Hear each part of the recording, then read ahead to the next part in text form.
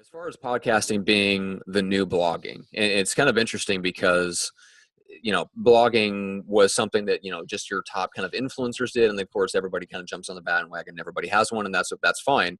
And so the debate is, well, do we need more podcasts, right? Does everybody need a podcast? Well, why not?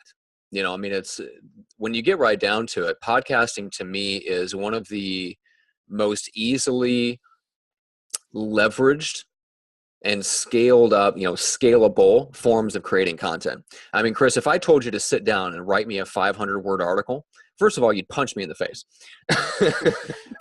But if I sat down and 1,200 said, hey, words for sure. Yeah, exactly.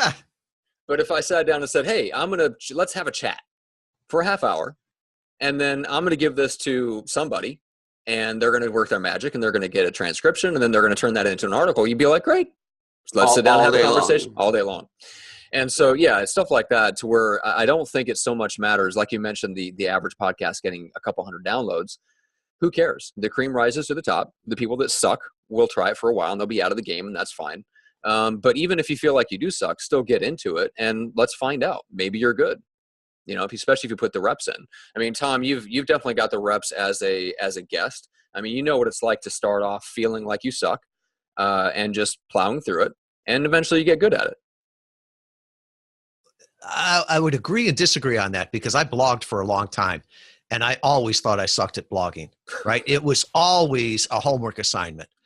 And for me, English is my second language. I'm not sure what my first one was, but now I can talk. Most of my blogs would be dictated and then go to rev.com and then have a VA in the Philippines clean them up. So I sounded, even half educated. So for me, it's easier to speak than it is to write. And I think from that standpoint, is it a video? Is it a blog? I think it's so easy to repurpose content. Give it to them in the way they want. So some people will watch this as a video because they like to watch it. Other ones will, listen to it at 2x speed. Other people could listen, read the transcript, whatever, it's you produce it in whatever format you like and let them consume it in whatever format they like.